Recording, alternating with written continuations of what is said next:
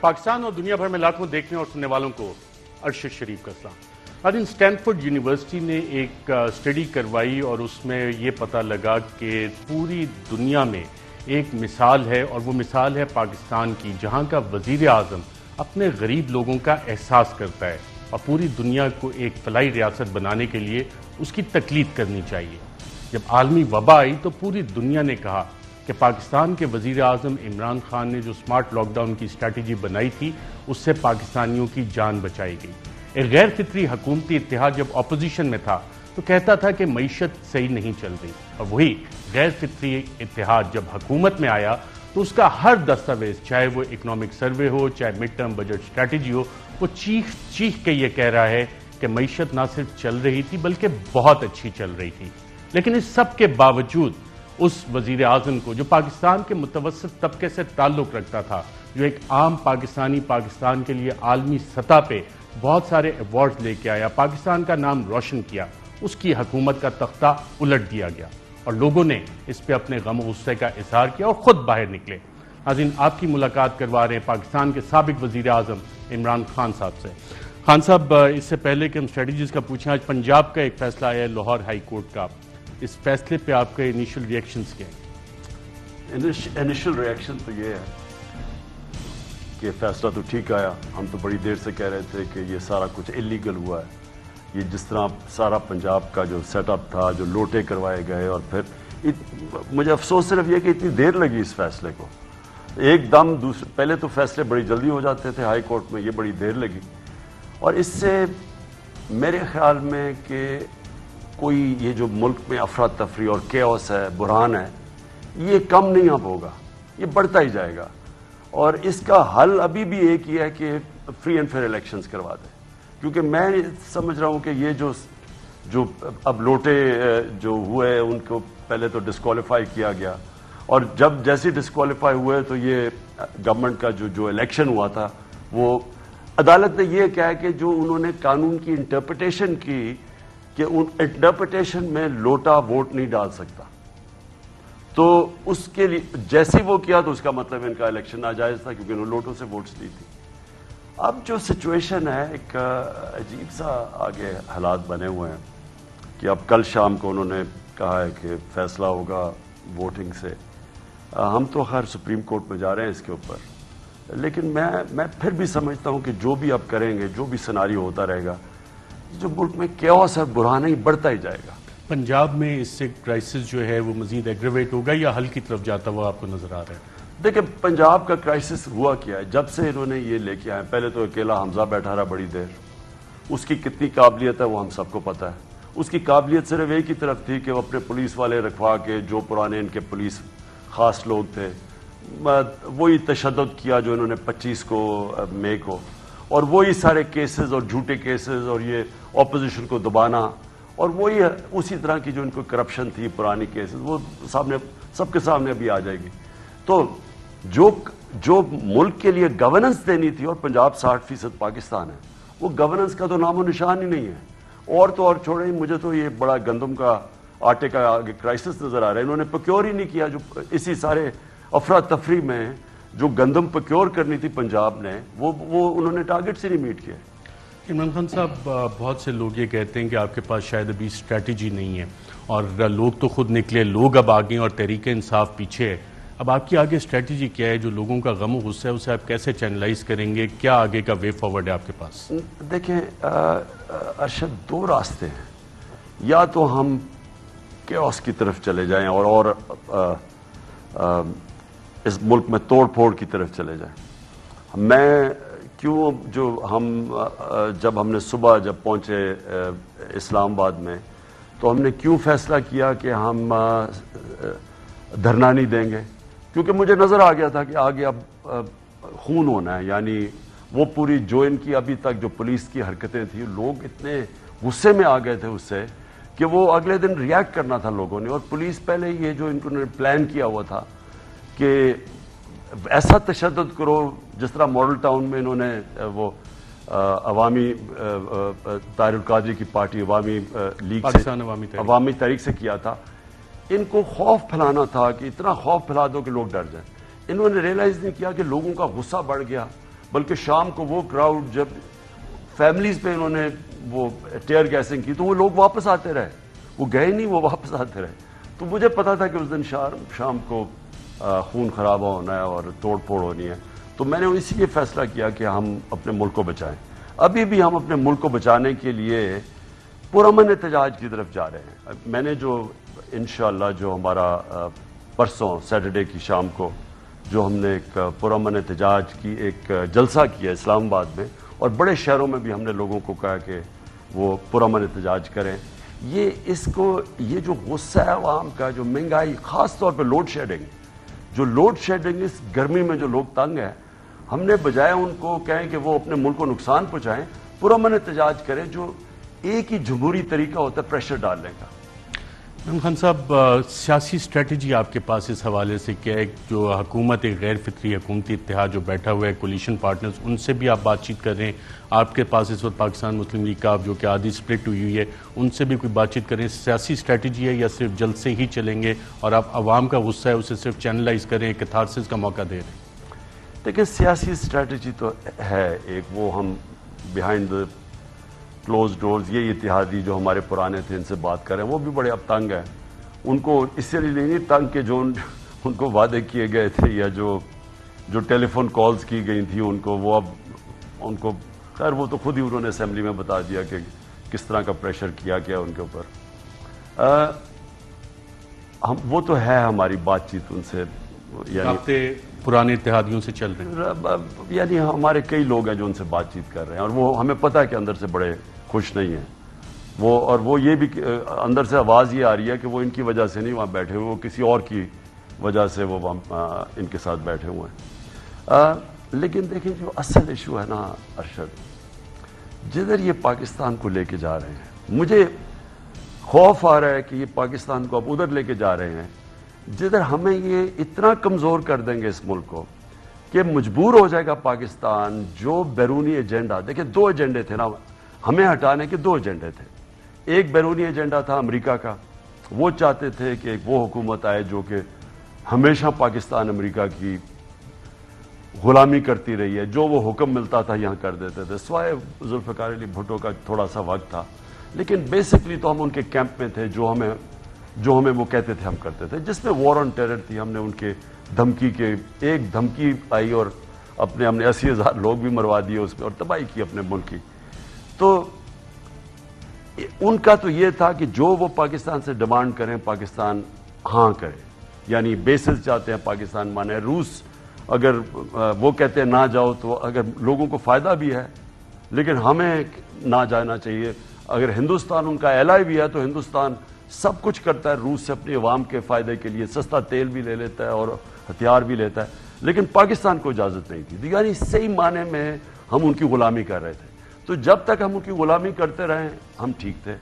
تو وہ واپس چاہتے تھے کہ جو میری کوشش تھی کہ اینٹی امریکن نہیں, آزاد فارن پالیسی, وہ میری جو کوشش تھی وہ واپس لے گئے ہیں اب وہ غلامی والی پالیسی پہ. تو ان کا تو یہ ایجنڈا تھا.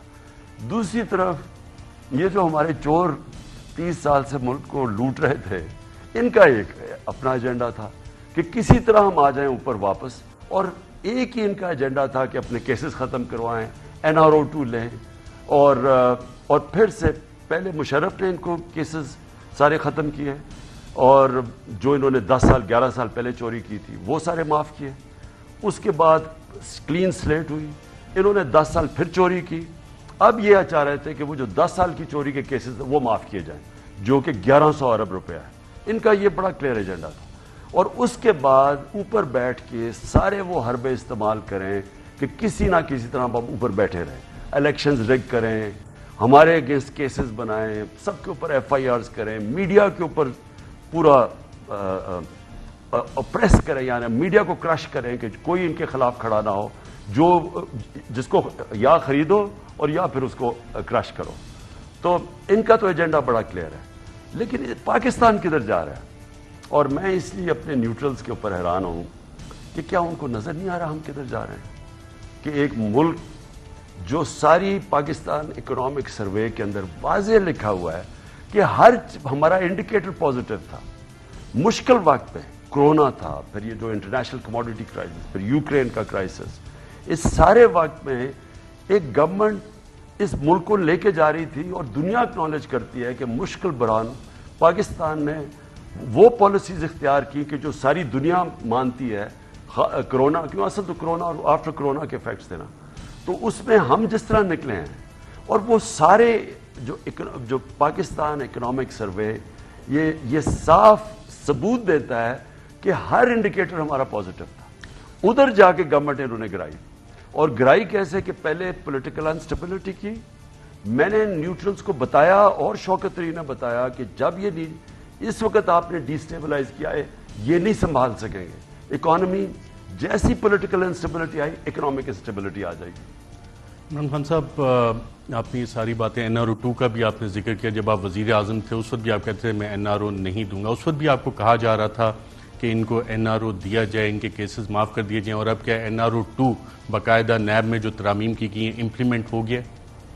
دیکھیں نا, اب میں نے تو سنا ہے کہ وہ احسن اقبال پہنچ گئے تھے کہ جی میرے وہ جو نارووال میں نے وہ اسٹیڈیم پہ پتہ نہیں کتنا پیسہ لگایا, مجھے اسے چھوٹ دے. یعنی اب وہ اپنے کیس ختم کروانے کے لیے عدالتوں میں جانا شروع ہو گئے ہیں. یہ پہلا تو ہو گیا کیس. دیکھیں ارشد, دیکھیں جو میں اگر ساری چیزیں چھوڑیں, پالیٹکس بھی چھوڑیں, اس وقت صرف پاکستان کا سوچیں. یہ جب ان کو NRO-2 مل گیا اور اس کے جب اثر, حالانکہ ہم نے سپریم کورٹ میں چیلنج کیا ہوا ہے, اور میں یہ امید رکھتا ہوں کہ سپریم کورٹ اس ملک کو بچائے گا تباہی سے, کیونکہ NRO-2 جو ہے وہ یہ نہیں کہ ان کے 1100 ارب روپیہ معاف ہو جائے گا. وہ یہ ہے کہ آگے سے پاکستان کے لیے وائٹ کالر کرائم پکڑنا ناممکن ہو جائے گا. انہوں نے اس میں ایسی ترمیم کر دی ہیں کہ آپ جو وائٹ کالر کرائم کے عوام کے لیے مطلب یہ کہ جو طاقتور لوگ چوری کرتے ہیں, جس کو وائٹ کالر, ایک تو ہوتا ہے نا بھینس چوری, گاڑی چوری, یہ چھوٹے چور ہوتے ہیں, ان سے کبھی ملک تباہ نہیں ہوا. جو ہمارے نبی صلی اللہ علیہ وسلم نے کہا تھا کہ وہ قومیں تباہ ہوتی ہیں جو چھوٹے چور کو پکڑتی لیکن بڑے طاقتور کو نہیں پکڑ سکتے, کیونکہ طاقتور کی چوری ملک کو تباہ کرتی ہے. اب انہوں نے طاقتور کی چوری کو لائسنس دے دیا ہے. انہوں نے ایسی ترمیم کر دی ہیں, مثلا وائٹ کالر کرائم ساری دنیا میں ہے کہ میں اگر پبلک آفس ہولڈر ہوں, میں اگر پرائم منسٹر ہوں, بیوروکریٹ ہوں, اگر میرے پاس میری تنخواہ ہے 20,000 روپیہ لیکن میرے سارے سے اربوں کے ہو گئے ہیں, تو جو ساری دنیا میں پبلک آفس ہولڈر, مجھے ثابت کرنا پڑتا ہے کہ میرے کدھر سے میں یہ کمائی کیا کہ میرے اربوں کے احساس ہو گئے. انہوں نے الٹا کر دیا ہے. انہوں نے کہا کہ نہیں, اب نیب ثابت کرے گی کہ جناب آپ کے پیسے کدھر سے آئے. وہ تو ناممکن ہے اگر ان کے پاس اچھے وکیل ہو. ابھی مشکل ہے پکڑنا وائٹ کالر کرائم کو, انہوں نے تو چھوٹ ہی دے دی. پھر اچھا مجھے میرے باہر جناب لنڈن کے اندر میرے 4-5 فلیٹس ہیں جو ان کے تو خیر اس سے بہت زیادہ پراپرٹی ہے شریفوں کی اور زرداریوں کی, ان کے تو اربوں ڈالر کی پراپرٹیز ہے. اب اگر پکڑی بھی گئی کہ اچھا جی ثابت ہو گیا کہ یہ ان کی پراپرٹی ہے, عموماً انہوں نے چھپائی ہوئی ہیں کمپنیز کے پیچھے, آف شور کمپنیز کے پیچھے. سپوز ایک ثابت ہو جاتا ہے کہ ان کی پراپرٹی ہے اور باہر سے انفارمیشن آتی ہے جی ان کی پراپرٹی, وہ پاکستان کے اندر ایڈمٹ ہی نہیں ہوگی. اگر باہر سے انفارمیشن بھی آئی, انہوں نے قانون بنایا ہے کہ وہ ایڈمٹ ہی نہیں ہوگی عدالت میں. اس کا مطلب آپ چوری کر کے پیسہ باہر لے جائیں. اور پھر انہوں نے کیا کیا ہے, میں اپنے بیوی بچوں کے نام پہ پراپرٹی رکھتا ہوں, میں government office public office holder ہوں, میں اپنے پیسے چوری کر کے اپنے بیوی بچوں, وہ بھی انہوں نے بینامی بھی ختم کر دیا ہے کہ اگر کسی کو میں نے نام کر دیا. یعنی یہ تو انہوں نے ملک سے ظلم کیا, مذاق کیا ہے. Supreme court of Pakistan Panama paper جب آئے تھے وہاں پہ باقاعدہ ایک کیس چلا, پھر GITs بنی, نیب کے کیسز ہوئے, اور اب اسحاق ڈار کہہ رہے ہیں کہ وہ بھی واپس آ رہے ہیں, وہ NRO-2 کے نتیجے میں واپس آ رہے ہیں. دیکھیں اسحاق ڈار کی پہلے تو جو حدیبہ پیپر مل میں جو انہوں نے واضح طور پہ میجسٹریٹ کے سامنے کنفیشنل سٹیٹمنٹ دی ہوئی ہے, اور وہ میجسٹریٹ پوچھتا ہے کہ یہ تم بالکل تمہارے پر کچھ پریشر تو نہیں ہے. اس نے کہا کوئی پریشر نہیں ہے, کیونکہ نواز شریف تب باہر بھاگ گیا تھا, اسحاق ڈار یہاں رہ گیا تھا, اور یہ ڈرا ہوا تھا کہ اب اس کو پکڑ لیں گے. اس نے پھر بیٹھ کے کنفیشنل سٹیٹمنٹ دی کہ انہوں نے کیسے پیسہ شریف خاندان نے باہر بھیجا. کوئی قاضی فیملی لنڈن میں بیٹھی ہوئی تھی, ان کے بینک اکاؤنٹ میں لاکھوں ڈالر آ گئے, اور ادھر سے پھر انہوں نے کیسے پیسہ پاکستان واپس بھجوایا. اس کی اس نے باقاعدہ بینک اکاؤنٹس بتائے, اس نے ایک چیز بتائی اس کے اندر, اور وہ اس کے بعد انہوں نے اسحاق ڈار کو وہ وعدہ معاف گواہ بنا دیا. وہ جناب جنرل مشرف کے این آر او میں وہ بھی بیچ میں رہ گیا, وہ جو حدیبیہ پیپر مل گئے. اب اسحاق ڈار اب پہلے کیوں بھاگ گئے, نون لیگ کی گورنمنٹ. اچھا پہلے تو اسحاق ڈار کو بتائیں, اس سے سوال پوچھیں کہ ہماری تو گورنمنٹ نہیں تھی, نون لیگ کی گورنمنٹ تھی. ان کی گورنمنٹ کے اندر وہ پرائم منسٹر اپنے جہاز میں اس کو چوری کر کے باہر لے کے جاتا ہے ملک سے اور اس کو باہر بھگا دیتا ہے. اور یہاں کی عدالتیں آزاد تھیں. یہ کسی ٹائم پہ بھی آ کے, یہاں تو عدالتیں ہم سب جانتے ہیں آزاد ہیں, تو اس نے کیا وجہ ہے کہ وہاں بیٹھا رہا جب تک NRO 2 نہیں ملا تب تک واپسی کا نہیں سوچ رہا. ایک طرف غیر فطری حکومتی اتحاد کو بقول آپ کے NRO 2 دیا جا رہا ہے, دے دیا گیا ہے.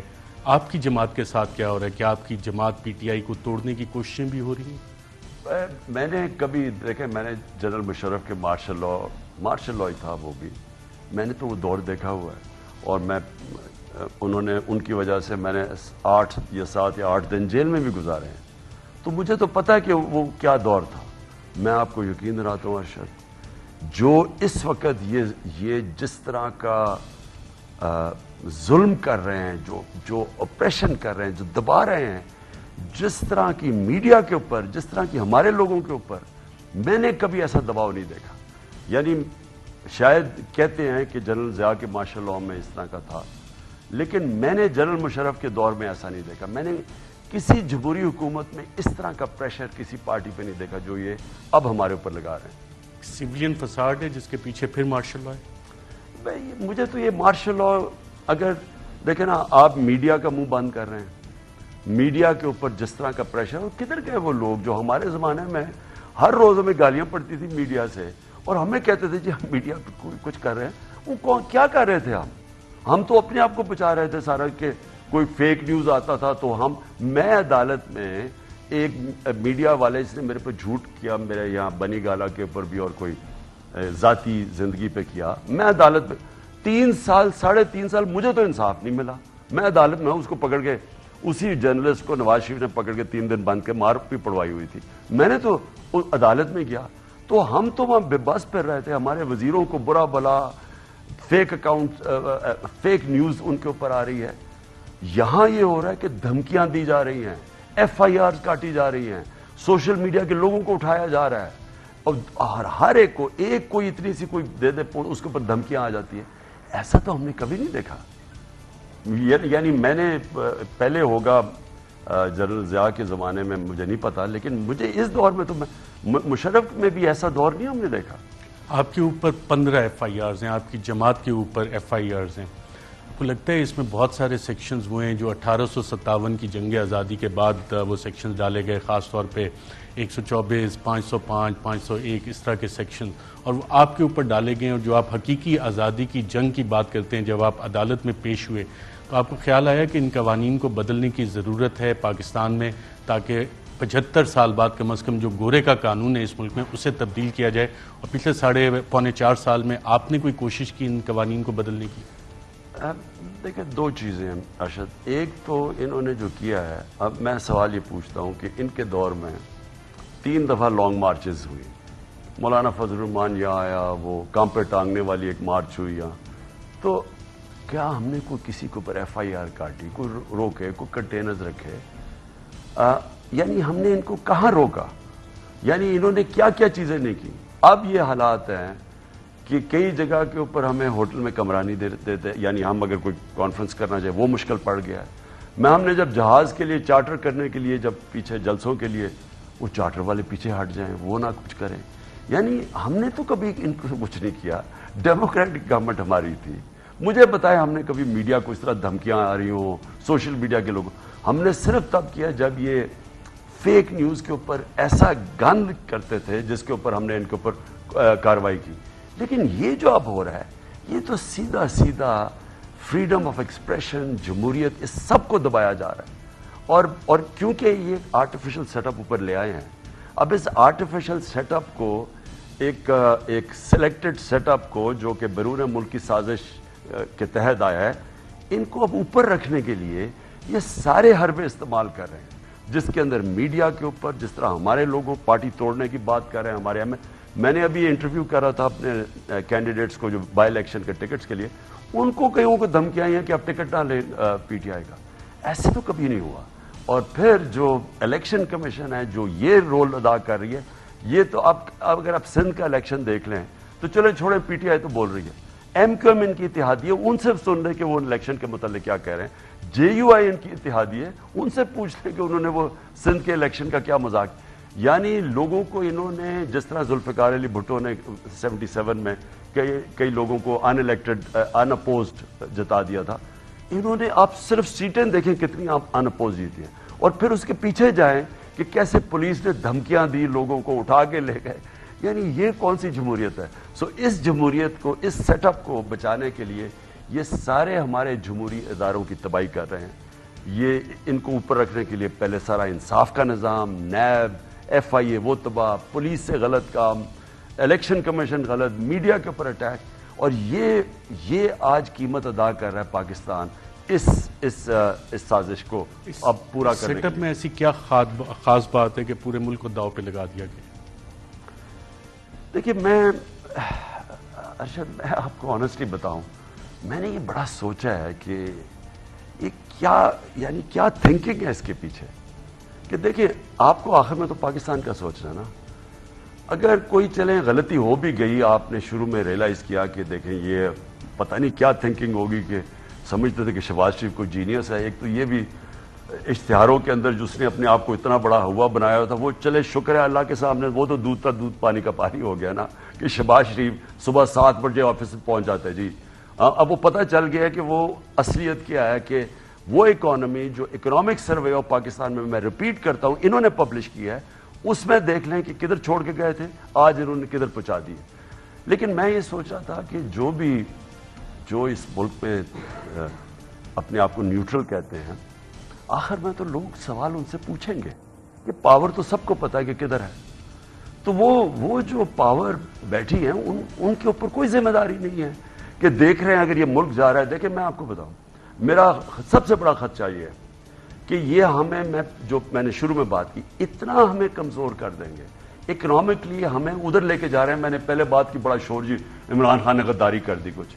میں نے پہلے بھی یہ کہا کہ ہم نے اپنے سامنے سوویٹ یونین کو ٹوٹتے دیکھا.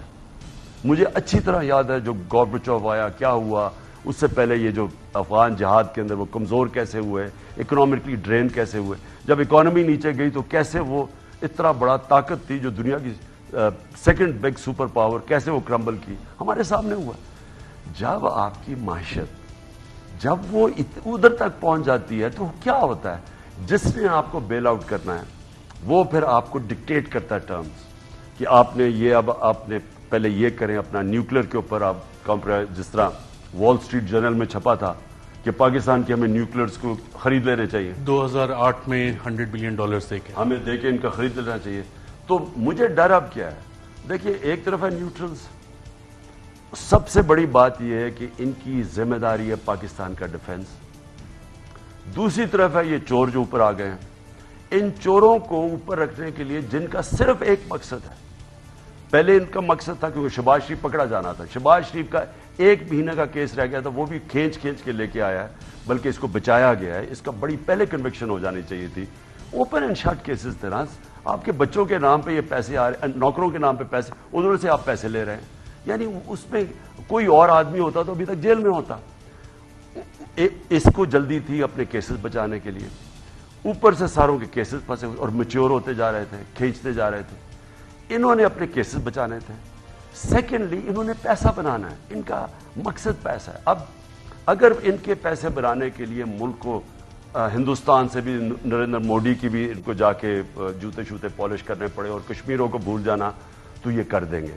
اسرائیل کو ریکگنائز کرنا ہے اگر ان کے پیسے بچ جائیں یہ کر دیں گے. ان کا تو مقصد ہی کچھ اور ہے، ان کا کوئی انٹرسٹ نہیں ہے. ان کے اربوں ڈالر باہر پڑے ہوئے ہیں. جن لوگوں کے اربوں ڈالر آج باہر بینکوں میں آف شور اکاؤنٹس، ان کی پراپرٹیز، صرف لندن میں پراپرٹیز دیکھ لیں ان کی ورتھ کتنی ہے. تو جن کا اتنا زیادہ پیسہ پڑا ہو، کیا ان کا انٹرسٹ ہے کہ پاکستان اگر اسرائیل بھی تسلیم کر دے ان کو کیا فرق پڑے گا؟ یا ہندوستان سے اگر ہم کشمیریوں کو ہم نے بھولا ہے نا، ہندوستان سے اگر ہم کشمیریوں کی ساری قربانیاں آج بھول جاتے ہیں تو ہندوستان سے دوستی کرنے میں کیا ہے؟ ان کو ہندوستان کو علاقے کا تھانے دار ماننے کے لیے کیا، یعنی کسی چیز میں بھی کیا ہے، بلکہ جو نظریہ پاکستان ہے اس کو بھی بیچ دو تو اس میں کیا ہے، کیونکہ ان کا انٹرسٹ پیسہ ہے. لیکن نیوٹرلز کے اوپر آخر میں تو دنیا نے، تاریخ نے ان کی طرف دیکھنا ہے کہ آپ کیا کر رہے تھے اس وقت. اور پاکستان کا کون سوچ رہا تھا، اس حوالے سے بھی سوال آتے ہیں. اسٹریٹجک کمیونیکیشن سیل بنا ہے، وہ کیا کام کر رہا ہے، جاسوسی وہ کس طرح سے ہوئی، اور پاکستان میں اصل طاقت کس کے پاس ہے، اس پہ بات کریں گے ناظرین ایک وقفے.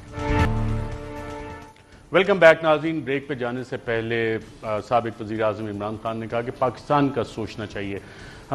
بطور وزیر اعظم جون میں CIA چیف نے یہاں پہ وزٹ کیا، اس کے بعد خبریں چھپی کہ بیسز مانگ رہے ہیں. 19 جون کو آپ نے ایک انٹرویو کہا ایبسولوٹلی ناٹ. پھر اکتوبر کا مہینہ آ جاتا ہے. اکتوبر میں کیا انڈیویجولز کا سوچا جا رہا تھا، اداروں کا سوچا جا رہا تھا، یا پاکستان کا سوچا جا رہا تھا؟ آپ کی سوچ انڈیویجولز کے حوالے سے تھی، ادارے کے حوالے سے تھی، یا پاکستان کے حوالے سے تھی؟ دیکھیں میری سوچ، دیکھیں میرا ارشد جینا مرنا پاکستان میں وہ واحد پاکستانی ہوں یہ پولیٹیشنز میں سے جس نے باہر کمائی کی. میری جو بھی کمائی تھی باہر کی تھی، میں نے سب کچھ بیچ کے میں پاکستان ہوں.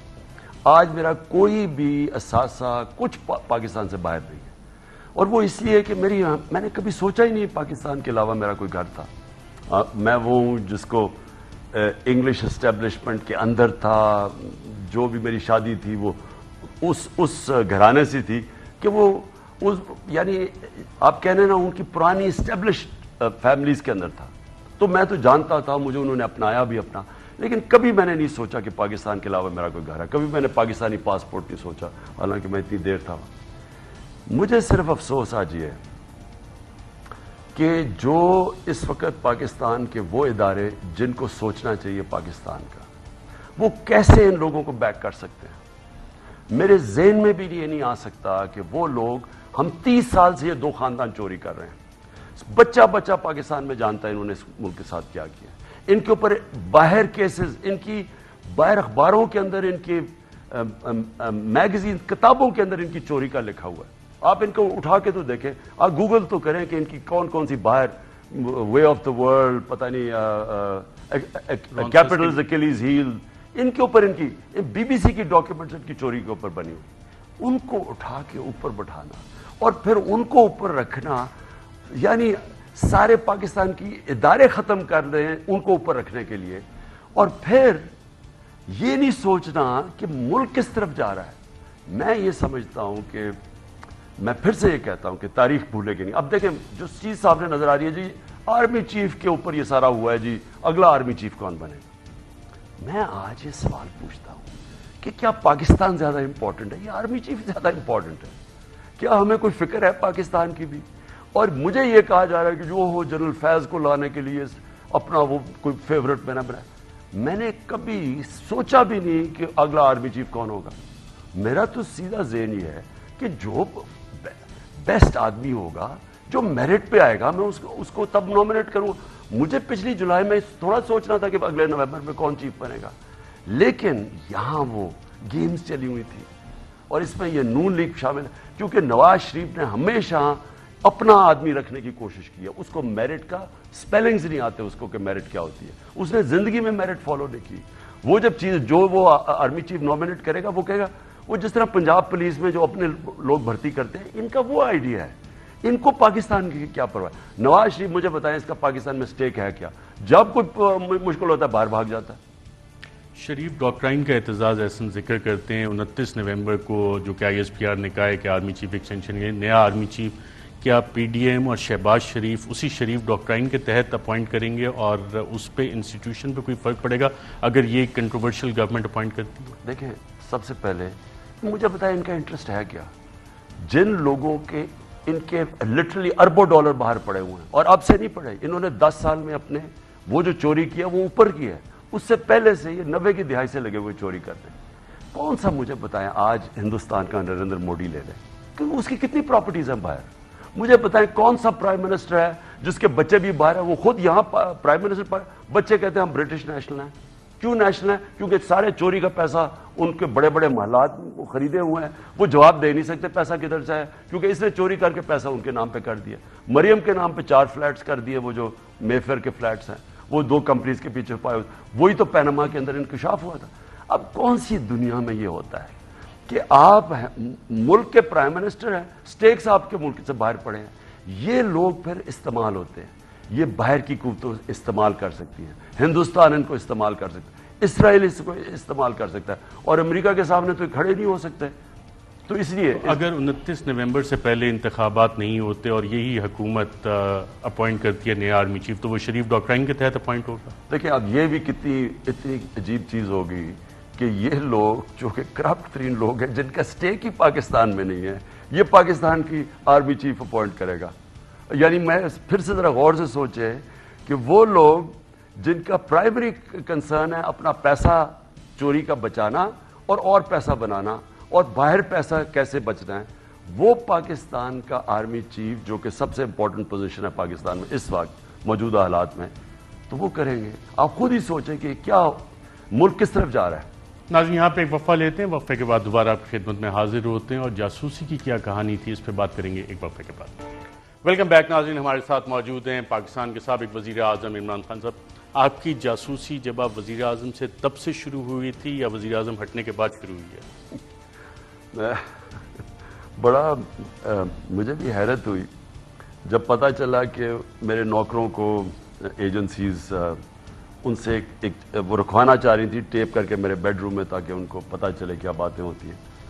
تو ہم جب پوری تفتیش کی گئی تو میں جب پرائم منسٹر تھا تب سے ان کو تیار کر رہے تھے، یعنی تب سے اس کو اپروچ کیا ہوا تھا وہ اس آدمی کو جو صاف کرتا ہے ہمارے گھر، اور وہ باقی دوسرے نوکروں کو کر رہا تھا ملازم کو، تاکہ وہ رکھیں وہ ڈیوائس تاکہ جس سے ریکارڈنگ ہوتی ہے۔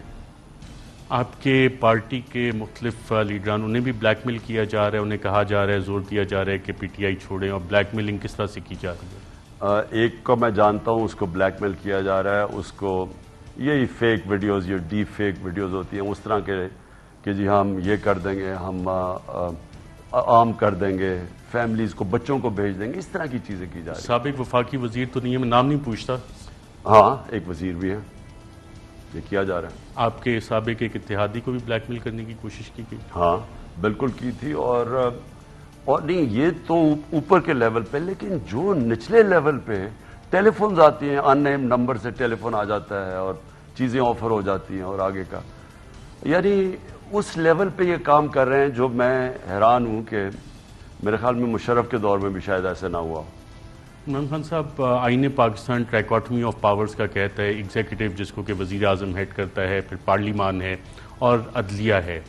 آپ سمجھتے ہیں پاکستان میں واقعی ٹرائکاٹمی آف پاور ہے کہ یہ ایک انویزیبل گورنمنٹ معاملہ چلاتی ہے؟ دیکھیں ارشد، پاکستان میں نا سب سے بڑا جو مسئلہ بنے گا نا، اور بنا ہوا ہے، وہ یہ ہے کہ ساری دنیا میں جو مینجمنٹ پرنسپل ہے نا، جس میں ایک مینجمنٹ کامیابی سے چلتی ہے، وہ جدھر اتھارٹی ہوتی ہے ادھر ہی ذمہ داری ہوتی ہے، یعنی ذمہ داری اور اتھارٹی ساتھ ساتھ چلتے ہیں۔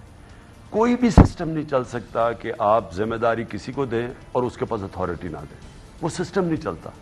اور یہ ایک پاکستان کے اندر آگے یہ جو بیلنس ہے، یہ بیلنس ریسٹور کرنا پڑے گا۔ آپ نے 27 مارچ کو بھی کہا، اس کے بعد متعدد بار کہا کہ وزیر اعظم تو میں تھا، تو پھر مراسلہ کس کو ایڈریس تھا؟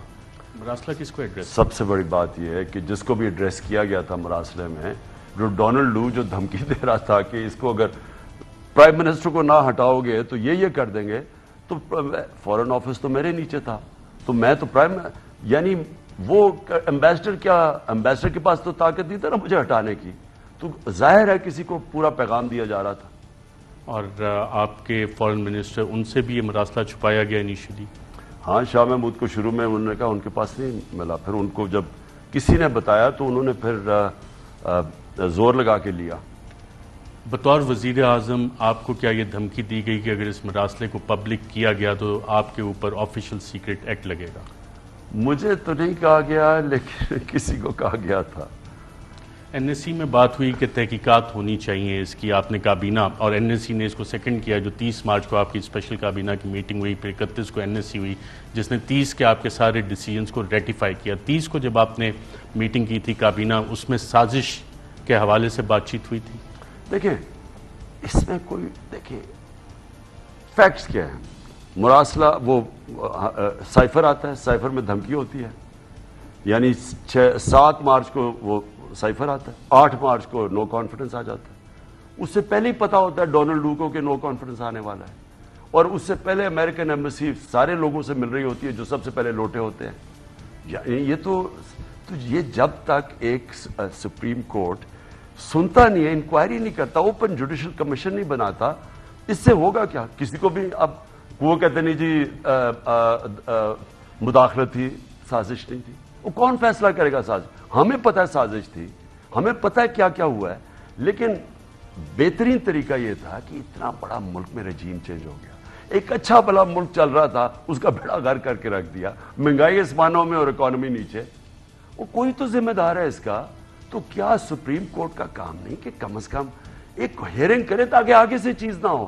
دیکھیں دوسری چیز ارشد, کبھی اس ملک کے اندر کوئی وزیر اعظم آگے سے اگر امریکہ دھمکی دے گا کوئی کھڑا نہیں ہوگا. وہ اپنے انٹرسٹ ملک کے مفادات کے خلاف جا کے ان کو سلام کرے گا. اب جنرل مشرف نے جو کیا ہے, کبھی انکوائری ہوئی ہے کہ 80,000 آپ نے لوگ منوا دیے, ملک کا بیڑا غرق کر دیا, کیا ملا آپ کو؟ کس نے کہا تھا آپ کو کسی اور کی جنگ میں شامل ہو جاؤ؟ اب پاکستانی قوم کو جو اتنا آپ نے نقصان پہنچایا, کوئی انکوائری ہوئی ہے؟ ابھی بھی انکوائری ہونی چاہیے کہ آپ کی اکانومی ساری ٹھیک تھی, سٹیبل تھا, ایک دم آپ نے اٹھا کے لوگوں کی عذاب زندگی کر کے رکھ دیا, بجلی ختم ہو گئی ہے, لوڈ شیڈنگ شروع ہو گئی ہے, لوگ بچارے اکانومی نیچے جا رہی ہے, انڈسٹری نیچے, ایکسپورٹس گرنی شروع ہو گئی ہے, ریمیٹنسز کم ہو گئی ہیں. کون ذمہ دار ہے اس کا؟ تو کم از کم کوئی تو انکوائری ہو تاکہ آگے سے یہ چیزیں نہ ہوں. عمران خان صاحب, این ایس سی میں آپ نے چیئر کی اس میٹنگ کو, اور D G I S P R کہتے ہیں کہ انٹیلیجنس اداروں نے تحقیقات کی. بطور وزیر اعظم آپ نے کوئی تحقیقات آرڈر کی تھی, اور کیا آپ کو کوئی رپورٹ پریزنٹ ہوئی تھی؟ دیکھیں, یا تو وزیر اعظم ڈمی ہے. اب وزیر اعظم کو اگر آپ نے اتنا بڑا جب ہوا ہے تو کم از کم وزیر اعظم کو تو پتا ہونا کہ آپ نے کوئی تحقیقات کی ہے, اور کوئی پیش کرے پہ نیشنل سیکیورٹی کونسل کے سامنے کہ جی یہ ہماری تحقیقات ہے. ہوائی بات کرنا کہ جی وہ ہم سمجھتے ہیں سازش نہیں ہے, اس کا کیا مطلب ہے؟ آپ کو پتہ ہے فیکٹس کیا ہے؟ فیکٹس یہ ہیں کہ ڈونلڈ لو کی دھمکی کے بعد ایک دم ساری چیزیں ہونی شروع. یہ جو آج الائز ہمارے بیٹھے ہوئے اتحادی وہاں کہہ رہے ہیں, اب ان کے منہ سے نکل گیا ہے اتحادی کہ ہم خوش تھے جی, اکانومی تو اوپر جا رہی تھی. اگر ان اتحادیوں نے اور ہمارے لوگوں نے لوٹا ہونا تھا تو پہلے ہوتے, جب مشکل وقت میں آئی ایم ایف کے پروگرام میں تھے, ہم مشکل وقت میں تھے, جب شروع میں آئے ملک کا دیوالیہ نکل گیا, کرونا ہو گیا, پہلے 2 سال مشکل تھے, تب نکل جاتے ہیں. جب اکانومی اوپر جا رہی ہے اور وہ کنفرم کرتا ہے کہ 17 سال میں سب سے بہترین اکانومی آپ کی گرو کر رہی تھی, تب آپ کو ایک دم یاد آ گیا کہ نہیں جی حالات اچھے نہیں. تو وہ تو اب پتہ چل گیا نا کہ ان کو بھی وہ بھی کنٹرول تھے پیچھے سے.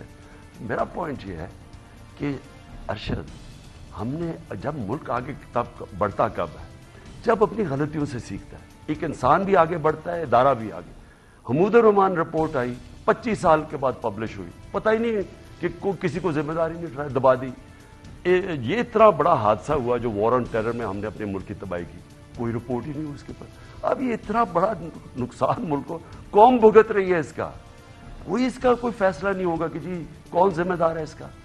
عمران خان صاحب, ایک آخری سوال, کیا یہ کہنا درست ہوگا جب تاریخ لکھی جائے گی کہ عمران خان پاکستان کی مڈل کلاس کو ریپرزینٹ کرتا تھا, عوام میں سے اٹھ کے وزیر اعظم آیا, اور جو پاکستان کی اشرافیہ جس نے ریگولیٹری کیپچر کیا ہوا ہے, انسٹیٹیوشنل کیپچر کیا ہوا ہے, اس نے کمیشنز بنائے, شوگر مافیا کے پیچھے گیا, آئی پی پیز کیا, ویٹ گندم سکینڈل, مختلف کمیشنز بنائے, وہ سارے اشرافیہ کے مافیا کو ایکسپوز کیا. اس لیے عمران خان قابل قبول نہیں تھا اور اسے ہٹانا ضروری تھا. اس میں کوئی شک نہیں ہے, بلکہ ارشد, جب میں شروع میں میری پہلی اپنی تقریر کی, اگر میں نے دیکھ لیں جس دن میں پرائم منسٹر بنا, میں نے ایک قوم سے خطاب کیا. اس میں میں نے کہا یہ سب اکٹھے ہو جائیں گے, میں نے کہا یہ سارے جمہوریت کے نام پہ اکٹھے ہو جائیں گے, کیونکہ ان کے انٹرسٹ ایک ہے. دیکھیں, ایک کرپٹ سسٹم کے اندر جو فائدہ اٹھا رہے ہیں اس کرپٹ سسٹم سے, وہ تو نہیں چاہیں گے نا کہ وہ سسٹم چینج ہو. تو جو بھی اس اسٹیٹس کو چیلنج کرے گا, انہوں نے اکٹھے ہونا تھا. مجھے افسوس صرف یہ ہوا کہ وہ لوگ جن کو پتہ ہے, جو ملک کی فکر جن کو ہونی چاہیے, جو ان کو سمجھنا چاہیے کہ یہ ملک کے ساتھ ہماری ساری ڈیسٹنی ہے, جو اس چھوٹی سی کرپٹ ایلیٹ کا حصہ نہیں ہے, ان کو تو کھڑا ہونا چاہیے تھا اس کے ساتھ جو کہ ان چوروں کے اگینسٹ کھڑا تھا. سابق وزیر اعظم عمران خان، بہت شکریہ اس انٹرویو کے لیے. اور ناظرین، جو عمران خان صاحب نے بات کی کہ سب اکٹھے ہو گئے، اشرافیہ اکٹھی ہوگی، اشرافیہ کو بچانے والے اکٹھے ہو گئے، لیکن عوام کی میجورٹی عمران خان کے ساتھ بغیر کسی آواز کے کھڑی ہوگی. آج کے پروگرام میں ناظرین اتنا ہی. اجازت دیجیے گا. اللہ حافظ. اہم ترین خبریں اب ایک کلک کی دوری پر. آپ کے پسندیدہ ٹاک شوز ہوں یا اہم ملکی یا غیر ملکی شخصیات کی نیوز کانفرنسز، ہر لمحہ باخبر رہنے کے لیے سبسکرائب کریں ہمارا یوٹیوب چینل. موسم کی صورتحال ہو یا کھیل کے میدان سے خبریں، اپنے موبائل فون سے ملکی اور بین الاقوامی اہم خبروں تک رسائی کے لیے ڈاؤن لوڈ کیجیے موبائل ایپ. باوثوق ذرائع سے مصدقہ خبروں، تجزیوں اور تبصروں سے مستفید ہونے کے لیے وزٹ کیجیے پاکستان کی سب سے بڑی نیوز ویب سائٹ www.arYnews.tv. ان سب کے علاوہ پاکستان کا سب سے بڑا فیس بک پیج ہو، سب سے بڑا نیوز انسٹاگرام اکاؤنٹ یا پھر ٹویٹر، ARY نیوز پہنچا رہا ہے خبریں سب سے پہلے آپ تک، تاکہ آپ رہیں ہر لمحہ باخبر.